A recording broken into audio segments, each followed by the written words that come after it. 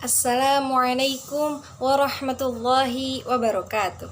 Alhamdulillahi rabbil alamin. Wabihi nasta'inu ala umuri dunya waddin. Wassalatu wassalamu ala asrafil anbiya wal mursalin. Wa ala alihi wa sahbihi ajma'in. Amma ba'du. Pertama-tama, marilah kita panjatkan puja kehadirat Allah yang Maha Kuasa, puji kehadirat Allah yang Maha Suci, syukur kehadirat Allah yang Maha Ghafur, yang mana Dia telah memberikan beribu-ribu nikmat kepada kita, khususnya nikmat iman dan Islam.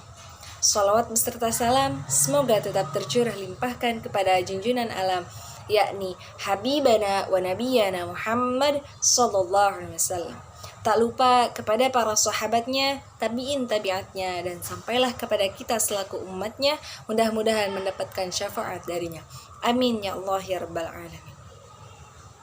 Ini saya akan membawakan materi tentang tafsir ayat anjuran berniaga.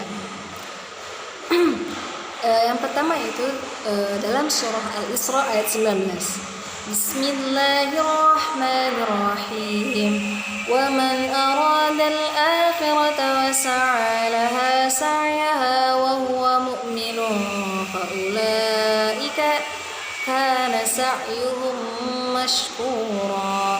Yang artinya, dan barang siapa yang menghendaki kehidupan akhirat dan berusaha ke arah itu dengan sungguh-sungguh, sedangkan dia beriman, maka mereka itulah orang-orang yang usahanya dibalas dengan baik. Nah, adapun makna mufradat dari ayat tersebut yaitu, di ayat sebelumnya itu yaitu ayat ke-18 telah dijelaskan menggunakan kata yuridu atau menghendaki, yakni dalam bentuk kerja mudhari masa kini dan mendatang. Ketika berbicara tentang kehendak memperoleh kenikmatan duniawi sebagai isyarat bahwa kehendak tersebut bersinambung dan terus-menerus lahir dari saat ke saat sekaligus sebagai isyarat bahwa ia akan berlalu dan tidak langgeng. Nah, ini berbeda dengan kehendak menyangkut kehidupan ukhrawi yang menggunakan bentuk kata kerja mati, yaitu masa lampau, yakni aroda. Di ayat ke-19, hal ini agaknya untuk mengisyaratkan kemantapan akhirat sehingga lebih wajar mendapat perhatian. Nah, ayat ini tuh mengingatkan bahwa janganlah hendaknya seseorang semata-mata mengarahkan pandangan untuk meraih kenikmatan duniawi, tetapi ia pun harus mengarahkan kehendak dan usaha untuk meraih kebahagiaan ukhrawi.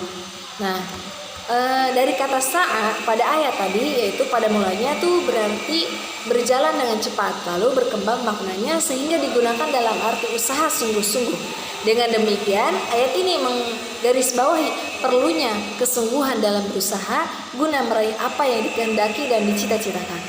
Nah, yang menghadapi kehidupan akhirat haruslah berusaha dengan penuh kesungguhan dan harus pula dibarengi dengan iman yang mantap, dengan memenuhi segala konsekuensinya. Karena iman itu bukan sekedar ucapan, tetapi dia adalah sesuatu yang mantap dalam hati dan dibuktikan oleh pengalaman. Yang menghadapi kehidupan dunia saja akan sangat terbatas visinya, dan ini menjadikan usahanya pun terbatas sampai pada visi duniawi saja. Dan yang menghadapi kehidupan duniawi bukan hanya terhenti upayanya, bahkan akan bosan hidup jika ia merasa bahwa ada yang diharapkannya telah tercapai. Adapun yang menghadapi kehidupan akhirat, maka ia tidak akan pernah berhenti berusaha meningkatkan upaya dari saat ke saat. Karena betapapun kenikmatan duniawi yang telah dicapainya, tapi pandangannya tidak akan terhenti di sini. Ia akan melihat jauh ke depan, yakni kehidupan setelah hidup di dunia ini. Nah, adapun dari kata mashkuro itu terambil dari kata syukur atau syukur. Pakar-pakar bahasa mengungkapkan bahwa tumbuhan yang tumbuh walau dengan sedikit air atau binatang yang gemuk walau dengan sedikit rumput, keduanya itu dinamai syakur.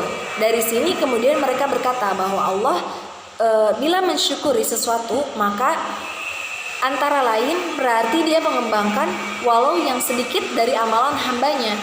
Nah, dan melipat gandakannya. Nah, usaha yang disyukuri adalah usaha yang melahirkan hasil melebihi nilai upaya serta melipat gandanya. Pelipat gandaan itu dapat mencapai 700 bahkan lebih. Nah, adapun tafsir menurut Kemenak itu dalam ayat ini Allah menyebutkan golongan yang kedua. Allah menyatakan bahwa barang siapa yang menghendaki kehidupan akhirat dan berusaha ke arah itu dengan sungguh-sungguh serta tetap beriman, maka dialah orang yang usahanya mendapat balasan yang baik.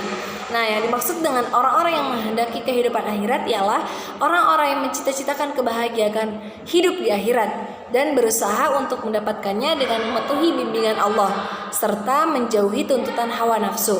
Ia akan dimasukkan ke dalam surga Firdaus dan kekal selama-lamanya di sana. Nah, dalam ayat ini tuh disebut 3 syarat yang harus dipenuhi agar seseorang itu mencapai kebahagiaan yang abadi. Nah, yakni yang pertama, adanya kehendak untuk melakukan suatu perbuatan dengan mengutamakan kebahagiaan akhirat di atas kepentingan duniawi. Nah, yang kedua yaitu melakukan amal soleh sebagai perwujudan niatnya mendapatkan kebahagiaan akhirat dengan jalan menaati perintah Allah dan selalu mendekatkan diri kepadanya. Adapun yang ketiga yaitu menjadi orang mukmin, karena iman merupakan dasar untuk diterima atau tidaknya amal perbuatan. Seseorang yang hatinya kosong dari iman tidak akan mungkin menerima kebahagiaan yang abadi itu. Nah, adapun tafsir Jalalain menjelaskan, dan barang siapa yang menghendaki kehidupan akhirat dan berusaha ke arah itu dengan sungguh-sungguh. Nah, maksudnya itu ia beramal dengan amal yang dengannya ia berhak untuk mendapatkan kehidupan akhirat. Terus sedangkan ia adalah mukmin. Nah, kalimat ini berkedudukan menjadi hal. Maka mereka itu adalah orang-orang yang usahanya dibalas dengan baik di sisi Allah. Artinya amalnya diterima olehnya dan mendapat pahala darinya. Nah, adapun penerapan ayat pada ekonomi kontemporer, dalam ayat ini Allah Subhanahu wa taala menganjurkan kita mencari harta, yaitu dengan berusaha sebagai jembatan untuk keberlangsungan hidup. Bahkan Rasulullah menilai seseorang itu baik tatkala makan dari hasil keringatnya sendiri. Namun ada rambu-rambu di mana seseorang harus memperhatikan batasan dalam mencari harta. Jika tidak, maka syahwat akan menguasai diri. Islam memberi batasan agar jangan sampai berambisi kepada dunia. Semua pikirannya untuk dunia, mengumpulkan pundi-pundi harta hingga lupa bahwa ada kewajiban-kewajiban yang harus ditunaikan. Ada harta orang lain di dalam harta yang selama ini dicari, yaitu harta yang harus disedekahkan kepada yang membutuhkan. Nah, dalam Islam itu Allah sangat melarang hambanya untuk cinta terhadap dunia dan melupakan kehidupan abadi, yaitu akhirat. Nah, sebagai seorang muslim, kita harus tahu bahwa akhirat daripada harta itu sendiri adalah titipan dan amanah yang harus dijaga dan dimanfaatkan dengan baik. Nah, jangan sampai kita terlena dengan lezatnya dunia hingga lupa kepada tujuan akhir kehidupan, yaitu akhirat. Nah, sebagian besar orang setelah mendapatkan harta kekayaan atau berbagai kesenangan dunia, kemudian melupakan Allah yang memberikan berbagai nikmat dan enggan berbagi kepada orang yang lebih membutuhkan. Serta harta yang didapatkan membuat sebagian orang tuh enggan mengeluarkan zakat atas harta tersebut. Padahal mengeluarkan zakat itu adalah suatu kewajiban yang telah ditetapkan oleh Allah Subhanahu wa taala. Nah, adapun kesimpulan istinbat hukum yaitu ketika kita diberikan harta kekayaan, maka setan selalu menggoda manusia sehingga ia memandang bahwa mencintai hal-hal yang diingini, anak, harta benda, ternak dan sawah ladang adalah indah. Padahal apa yang di sisi Allah lebih baik dari itu semua. Nah, adapun ayat surah yang kedua yaitu dalam surah Al-Mulk ayat 15 yang berbunyi Bismillahirrahmanirrahim. Huwallazi ja'ala lakumul arda dalulan famshu fi manakibiha wa kulu mir rizqihi wa ilaihin nusyur. Nah, adapun tafsir ayatnya menurut Ibnu Katsir yaitu Allah Subhanahu wa taala menjelaskan nikmatnya kepada makhluknya yang telah menundukkan bumi untuk mereka. Dia telah menjadikannya terhampar dan tenang, tidak tergoncang atau bergerak-gerak karena dia telah menjadikan gunung-gunung sebagai pasaknya. Dia telah mengalirkan mata air, membentangkan padanya jalan-jalan, menyiapkan padanya berbagai manfaat serta tempat-tempat yang cocok untuk menanam tanaman dan buah-buahan.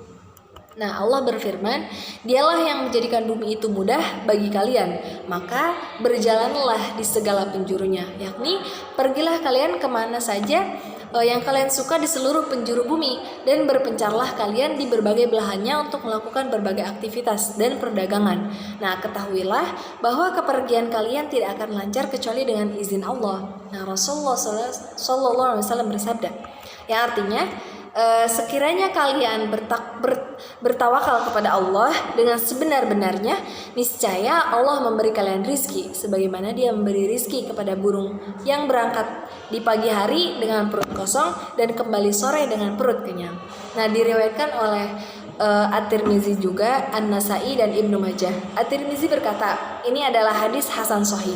Jadi terbukti kalau burung itu bepergian pagi dan petang untuk menemukan rezeki seraya bertawakal kepada Allah, karena Dialah yang menundukkan, memudahkan dan mentakdirkannya, dan kepadanya lah kamu kembali setelah dibangkitkan, yakni kembali pada hari kiamat.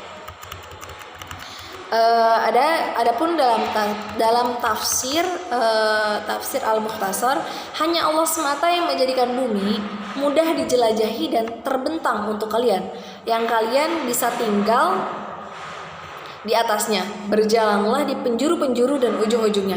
Makanlah rezeki Allah yang Dia keluarkan untuk kalian dari bumi.